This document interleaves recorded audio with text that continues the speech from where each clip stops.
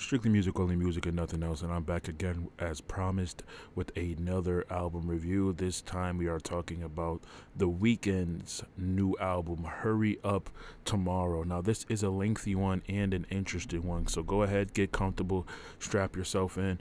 And as always, thank you for giving me your time. Thank you for giving me your patience while I get these videos out. And always, always, always, thank you for giving me your support. Go ahead and check out my Kendrick Lamar Super Bowl prediction / breakdown. Also, if you get a chance, check out my previous album review, Central C Can't Rush. That was also an interesting one. But I'm not going to hold you guys up anymore. Let's go ahead and get into The Weeknd Hurry Up Tomorrow, because that is what we came here for. Now, track one, Wake Me Up, featuring Justice. In typical dark Weeknd fashion, we start off with the almost Dracula-like sound as The Weeknd harmonizes his way through this opening track before the beat kicks into a full Michael Jackson Thriller variation and The Weeknd mutates into the pop star that we now know him as. Joined by Justice, this isn't a bad track at all, but from what we know of The Weeknd, I'm sure we can expect a lot more going forward. So we didn't have an explosive beginning, but it's The Weeknd and his discography speaks for itself, so we will always give him grace and quote unquote let him cook. Now, track two, Cry For Me. This particular track makes you want to dance or simply just move in general. It has that underground dancing in the rain, drug-induced rave music type of vibe. It's very, very heavily laced with that vibe, that druggy dancing in the rain, underground rave type of music. This track will wake you up as we get another beat switch. These beats so far, as we're only 2 tracks in, are very, very busy. A lot of switches, a lot of ups and downs. They're all over the place. However, I'm still expecting more, just like I was on the previous track, but I have no doubt that The Weeknd will deliver. So we have 2 solid tracks so far, but I'm still quote unquote letting him cook because I don't find these to be as impressive as we know The Weeknd to be, but they are good tracks nonetheless. Now, track 3, which is I Can't Fucking Sing, is very, very early in the project for a skit style interlude, but we have one here as The Weeknd screams I can't fucking sing on this 11-second track. So we get a almost random skit style interlude, but that just shows that he has a plan for this album going forward if he's putting something like that as early as track 3. So again, we're letting him go ahead and cook up and introduce us to his vision for this project, Hurry Up Tomorrow. Now, track 4, Sao Paulo, featuring Anita. Joined by Anita, we have another dance-inducing track. This particular track, definitely seems intended for The Weeknd's global audience, as he is indeed a global star. We get another very busy, almost dubstep style beat. It gives you the same sensation as the previous 2 tracks. However, it is still enjoyable, leaves me wanting a bit more as a Weeknd fan. However, we are very, very early in the project, so my expectations have not changed, but I will also enjoy the ride as we get to the level that I know that we will eventually reach from an artist like The Weeknd. I do enjoy the outro on this track a lot as well. So it's a good track, kind of for his global audience. Definitely got a bit of ethnicity in there, a bit of culture in there, and it's for that global scale because he is an artist on the global scale. So you could never be mad on these large bodies of work like this one is. A 22 project is about over an hour long. It's about an hour and 45 minutes, so it's almost a 2-hour project. We're going to get a bit of everything, and we're also going to get something for the global audience because this is a global phenom. This is a global star, so I'm not mad at that, but I'm still waiting for that niche top tier Weeknd sound as we're 4 tracks in. Now, track 5, Until We're Skin and Bones, another almost interlude. However, this one is just 20 seconds of almost cybernetic like noise. Yet another interesting placement this early in the project. Not entirely sure why we're getting so many skits. We are 5 tracks in, and 2 of those were skits, and track 5 being the one that we're currently reviewing, Until We're Bones and Skin, is just like a cybernetic screech for about 20 seconds. So I'm not entirely sure where he's going with these skits being this early, but he's the Weeknd, and we will afford him a bit more grace, but not too much more, as this is strictly music, only music and nothing else. And we're going to give it to you raw dog, no Diddy, and we're going to sit here and give our honest and unbiased opinions. I don't think I'm going to have too much more tracks of letting him slide, as we are 6 tracks in. So let's see if he starts to hit that mark, as it were. Excuse me. Now, track 6, Baptized in Fear. R&B Weeknd makes a return as we get into what I feel is the real innards of the project, or what the real innards of the project will be.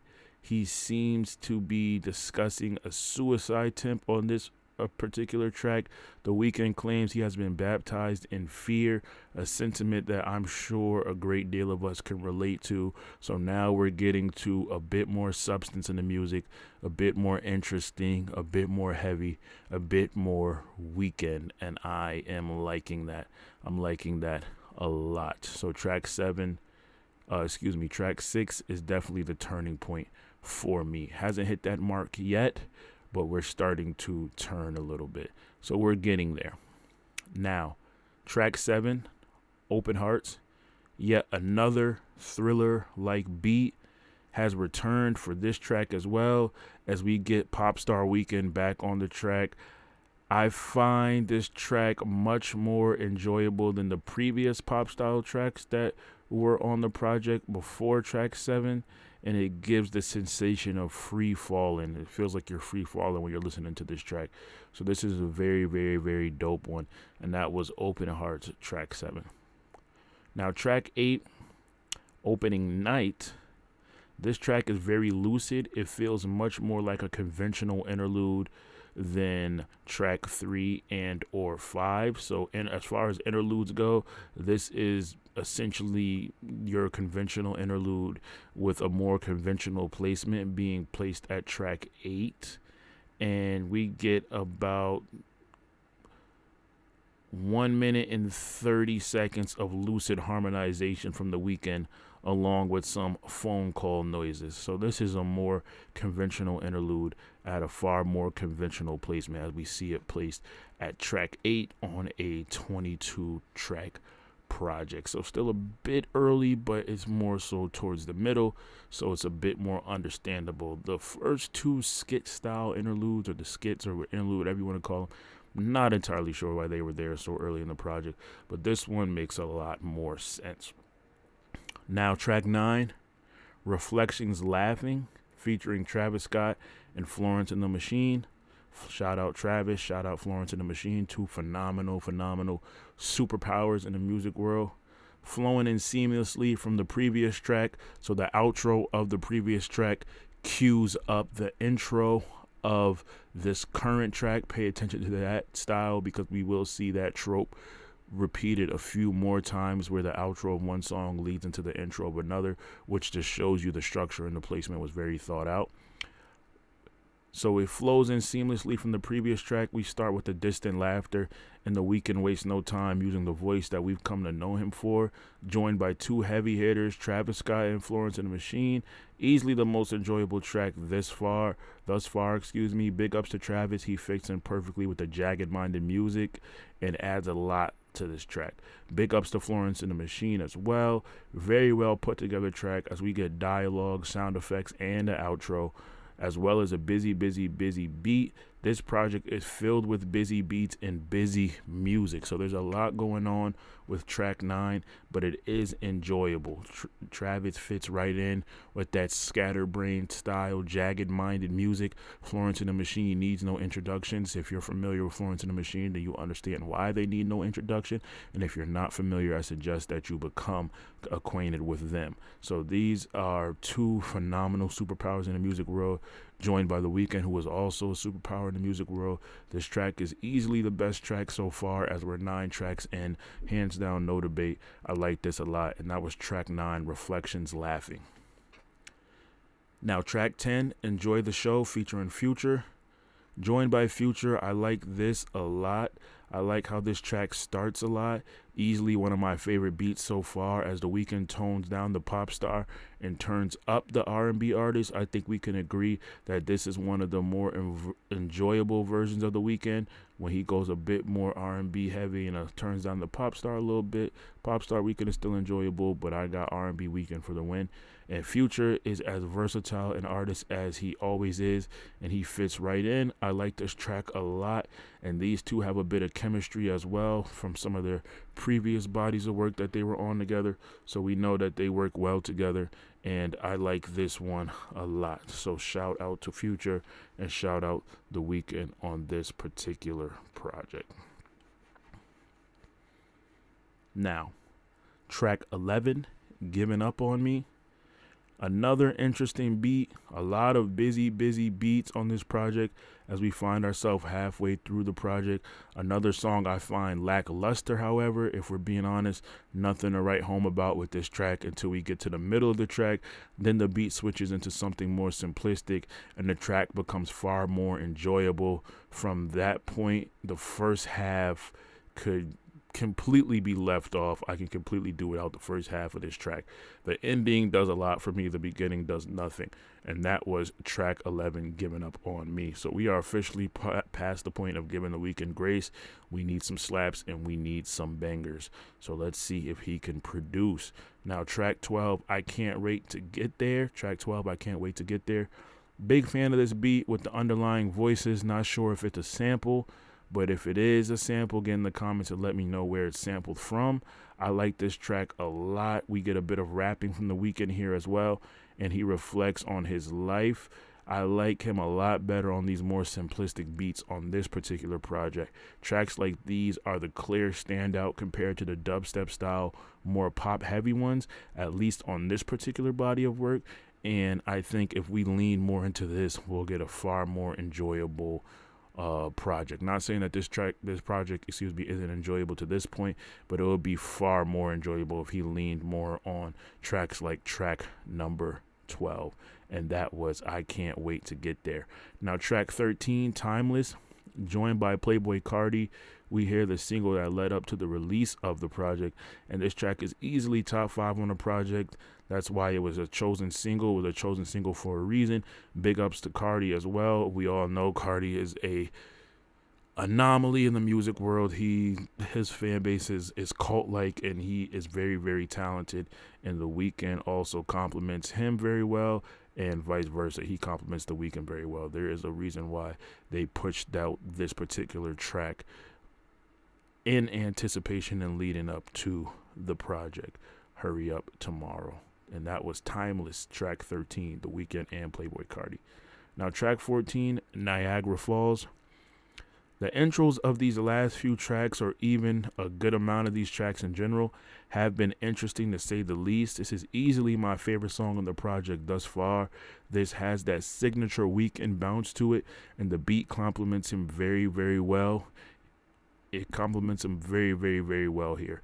Easily my favorite track so far, no question, and The Weeknd's vocal range is on full display here. Top 3, I would even say top 1 in my opinion. Track 14 was a smash. Finally getting what I came here for, finally getting what I turned on this album for, finally getting what I listened to and reviewed this album for. We're finally getting The Weeknd that I know and enjoy. And it only took 14 tracks to get here, but it is a 22-track project, and we are here, ladies and gentlemen. Now, you'll hear my opinions at the end of this review as to how I feel about it taking so long for us to get here, but we did get here. And track 14, Niagara Falls, is a smash. Top 3 on the whole project, in my opinion, and number 1 song for me on this entire body of work. Moving on to track 15, Take Me Back to LA. I like how the outros of the previous track cues up the intro of the next track. We see that occur a few times. As I told you to take note of that earlier, it has happened again. This track is also very good. We get an almost Stranger Things type of vibe as The Weeknd says take him back to LA. And if you follow The Weeknd's discography, you know he has a tumultuous relationship with LA. As we near the end of the project, it would seem that The Weeknd is going out in style. I find the tail end of this project to be almost the most enjoyable portion of the project from track 12 to now. Easily the most enjoyable stretch of the project thus far. Hopefully we continue as we begin to close this project out. So track 15 just builds up off of Niagara Falls track 14. Not as good, but it continues to build. And I hope that we just ride this wave all the way to the end. Now track 16, Big Sleep, featuring Giorgio Moroder. I like this track as well. We start with the soft dreamlike beat that quickly turns into a distorted vampiric style in the fashion that we have seen throughout this project. So we have those Stranger Things vampiric airy style beats. It's no different here. It starts out lullaby like and then it transforms into that. And it starts out lullaby like to complement the title Big Sleep. So you could tell that a lot of these things have themes. And it switches over to the distorted vampiric style quickly in the fashion that we've seen throughout the entirety of this project. So it's definitely on theme. However, it is still enjoyable. Weeknd, joined by Giorgio Moroder. Get in the comments if you're familiar with him and let me know, because I'm not entirely familiar with him. This track continues to drive home the theme of this overall project, which is just an overall brain melt. This project feels like a messy crescendo, and this track helps drive that feeling home, that feeling of screaming in the mirror. That is The Weeknd's Hurry Up Tomorrow. It's a scream in the mirror. That is the sensation that this particular body of work gives you, and this track drives that point home beautifully. So it continues to build, and that's what I asked for from track 13 until now, or even as far as track 12 into now. I'm asking that we ride all the way in to make up for lost time for how long it took us to get to this point of enjoyability from this project. Now, track 17, Give Me Mercy. Pop Weeknd returns on a track that I honestly expect to see a lot more on the radio, as it has a lot of radio style mainstream appeal. I might even put this track in top 5 contention on the entirety of the project, as the tail end of the project continues to be the most enjoyable portion of the project. I feel some of these tracks could have been more evenly distributed through the project, but it is abundantly clear that there is a methodical approach to the structuring of this project. So the placement of these tracks is no mistake, but the ending of this project is so much more enjoyable than the beginning and or the middle. And track 17 being in top 5 contention, all of the tracks that I have in top 5 contention, if not 90 to 99% of them, maybe 95 for argument's sake, are at the tail end of this project. The beginning and the middle pales in comparison to the end of this project, and it is a 22 1 hour and 45 minute project. The ending is what makes this project enjoyable. You could almost cut this album in half, and the ending portion would do so much better than the beginning, in my opinion. Now, track 18, Drive. I like the opening to this track a lot, as we continue with another very enjoyable track, which just reinforces the same thing I've been saying over and over again.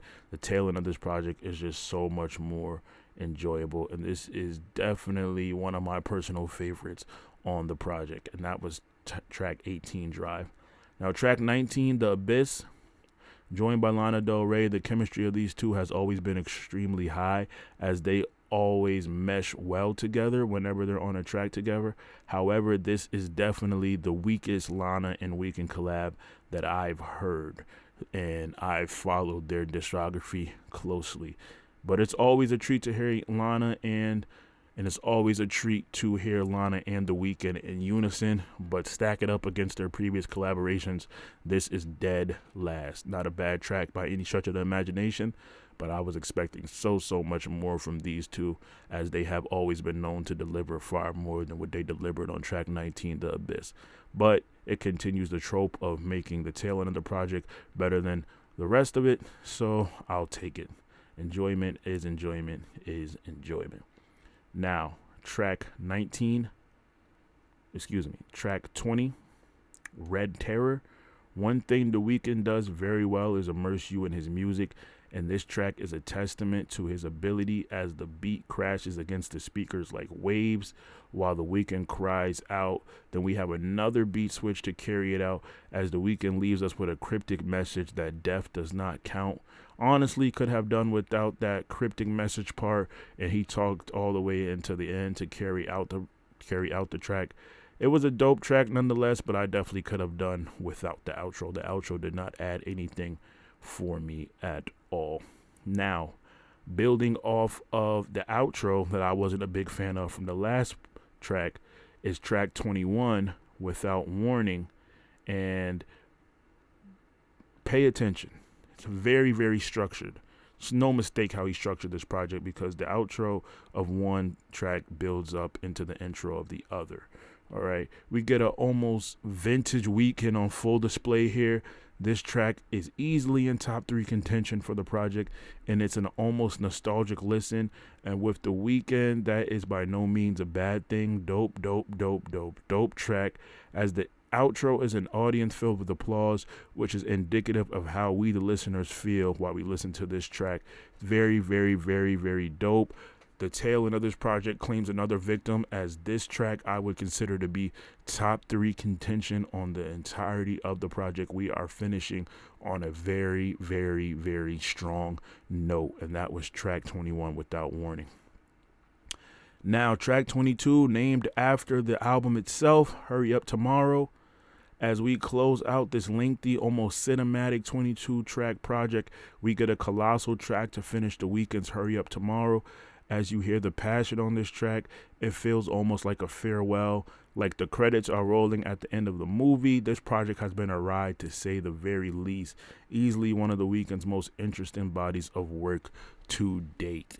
And that closes out the lengthy 22-track, 1 hour and 45-minute project, Hurry Up Tomorrow by The Weeknd. So what do we think? Extraordinarily long project. Very long track list, very long runtime. I feel that this project didn't get kicked into high gear into track 12. Track 12 into track 22 is when this project really took off for me. Would I say cut the project in half because it took about halfway through the project for it to really turn up into high gear? Ordinarily, I would say yes. But it would appear that he was following a theme for this album. It would appear that he had a message to portray with this album. And based on the structuring of the album, as like some of the outros connected with some of the intros and the song placement and the beat selection, it seems like this was very methodical in the way that it was put together. So it may have just been intentional for the tail end of the project to be so much more enjoyable than the first half. It may have been intentional for the first half to be much more enjoyable than the second half. I'm not entirely sure why he put the skits so early on. There's a lot of things that just seemed a bit sporadic, but that seems like the theme that he was going for. It's very screaming in the mirror. It's very mind melting. It's very psychotic break.